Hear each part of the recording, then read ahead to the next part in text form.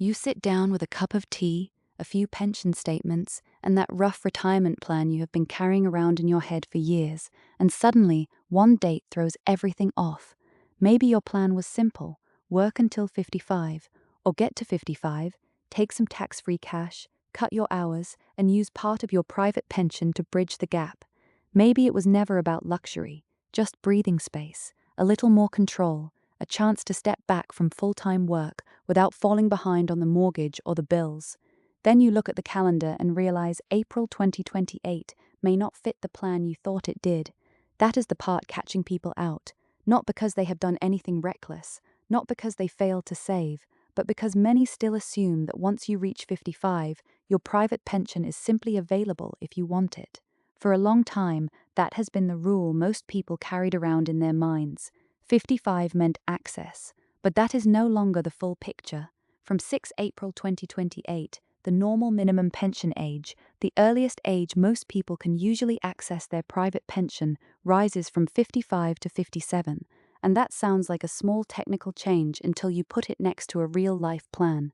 If you are counting on that pension money at 55, a 2-year delay is not a minor footnote. It can affect when you leave work. It can affect whether part-time work is enough. It can affect a debt repayment plan, caring responsibilities, and how you cover those in-between years before other income starts. That is why this matters so much to people now in their early to mid-50s, especially those born between 1971 and 1973. This is the group most likely to feel the rule change as a real disruption rather than a distant policy update. For them, the change can land right in the middle of a retirement plan that was built on the old age. And there is another layer that makes this more confusing than most people expect. The age on its own does not always tell the whole story. Two people can be the same age and still not have exactly the same pension access position. That sounds odd, but it comes down to a simple point. Access to private pension money is controlled not just by how old you are, but by the legal minimum access age in force at the time and the exact rules of the pension scheme you are in. That is where people start to feel uneasy, because many of us do not have just one pension. We have an old workplace pension from one employer, another from somewhere else, maybe a personal pension opened years later, and perhaps a transfer or two along the way. It is very easy to think of all of that as one big pension picture. But the rules may not be identical across all of those pots, and if you have old paperwork in a drawer somewhere, or you moved pensions in the past to tidy things up, those details may matter more than you realized. This is not about panic, it is about accuracy. If your retirement timing depends on using pension savings at 55 or 56, this is exactly the sort of rule change worth checking early, while there is still time to adjust calmly. Much better to spot a problem now than to find out close to the date you plan to slow down or stop. Because once you see what is really going on, the question changes. It is no longer, can I access my pension at 55 because I always thought I could? The better question is, which of my pensions can I access, at what age, and under which rules? That is where the real clarity starts. And once you understand that, you can see who is fully protected, who is caught in the middle, and why one small line in a scheme's rules can make a much bigger difference than most people have ever been told. The first thing to pin down is who this actually catches. If you were born before 6 April 1971, you will normally have reached 57 before this new access age becomes the issue. So in most ordinary cases, you can still access your private pension from 55. At the other end, if you were born on or after 6 April 1973, the general rule is much less forgiving. For you, the normal minimum pension age becomes 57, not 55. The awkward part sits in the middle. People born between those dates are the ones most likely to feel this as a real interruption to a plan already in motion. If you expected to use pension money at 55 or 56, and April 2028 arrives before you have reached the age the rules now require, that is where the shock lands. Not because your pension has vanished, not because you did anything wrong, simply because the access age moved. That alone is enough to disrupt a lot of careful planning. A person may have timed part-time work around it. Another may have planned to clear a final chunk of mortgage. Someone else may have expected that pension to support a caring role or to replace income from a job that has become too demanding to keep doing full time. And then comes the next surprise. Even once you understand the age change, you still cannot assume all your pensions work the same way. One pension may follow the new age of 57.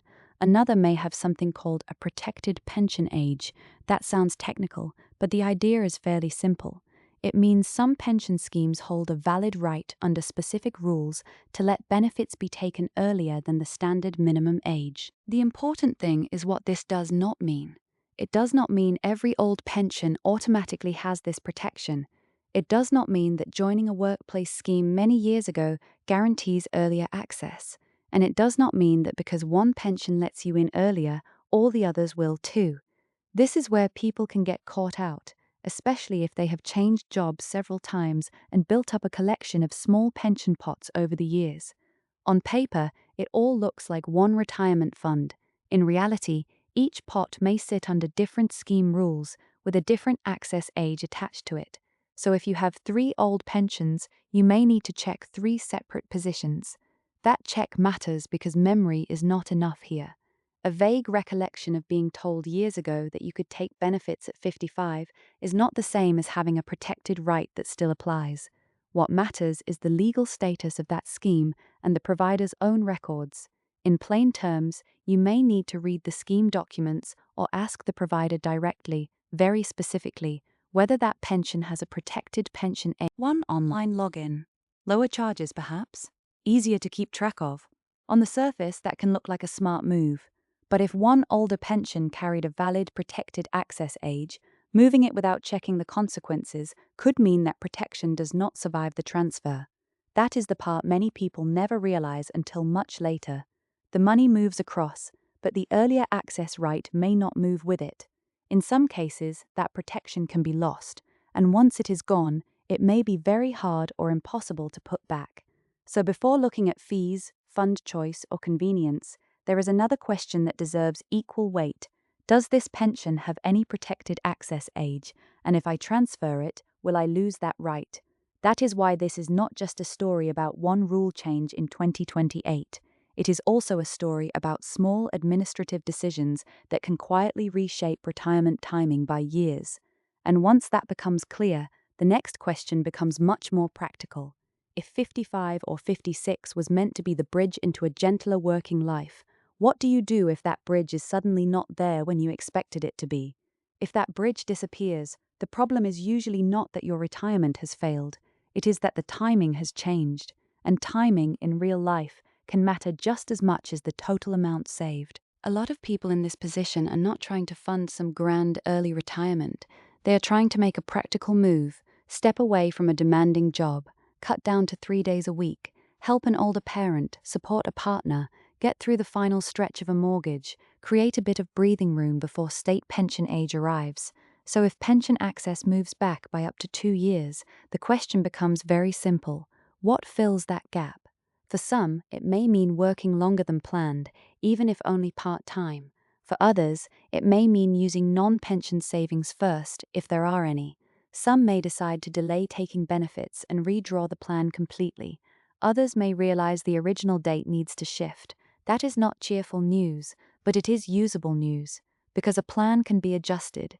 A surprise found too late is much harder to deal with, and this is where many people notice something else they had not fully taken in. The gap between private pension access and state pension age is now built to stay around 10 years. With state pension age at 67 for many people now in their 50s, moving the normal minimum pension age to 57 is not random. It is part of a wider pattern. In other words, this change did not come out of nowhere. The policy idea is that as state pension age rises, the earliest usual access age for private pensions rises with it, keeping that rough 10-year distance in place. So if you had always thought of your private pension rules as completely separate from the state pension, this is the point where those two worlds clearly meet. That matters because it changes how retirement planning needs to be approached. It is not only about asking, have I saved enough? It is also about asking, when can I get to it, under which rules, and what sits between now and then? That may sound obvious once said out loud, but many perfectly sensible plans were built on the old assumption that 55 was simply the line. For years, that was the number people remembered, and when a number becomes part of your mental map, it stays there long after the rules have started to move. So the practical takeaway is not complicated, but it is important.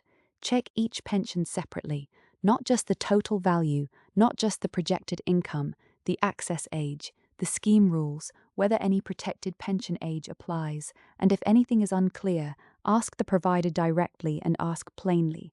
Then be very careful with transfers. If you are tempted to combine old pensions for convenience, lower charges, or simplicity, that may still be worth exploring, but only after you have confirmed whether any existing scheme holds a protected earlier access age. Because a transfer that looks tidy on paper can create a much bigger timing problem later on if valuable protection is lost. And if your whole plan depends on getting at pension money at 55 or 56, this is the moment to review that now, not a few months before you hoped to leave work. You do not have to panic, you do not have to assume the worst, but you do need a clear answer. For some people, a provider's paperwork will settle it. For others, a scheme administrator may need to confirm the exact position, and where the stakes are high, especially if a transfer or retirement date hangs on the answer, regulated financial advice may be worth considering. The important thing is to bring the lock into view while there is still time to find the key. At the start, that locked pension pot can feel like a nasty shock on the calendar, but once you understand what is driving it, date of birth, the 2028 rule, scheme protections, and transfer risk, it becomes less of a mystery and more of a checklist, and that is a much better place to be. Because retirement planning in your 50s is not just about how much money you have put away, it is also about access, timing, and the small details that can quietly reshape major decisions. If 55 or 56 has been sitting in your mind as the turning point, now is the time to check whether that date still stands. Not to alarm yourself, just to make sure the plan you are relying on is the plan your pensions actually allow.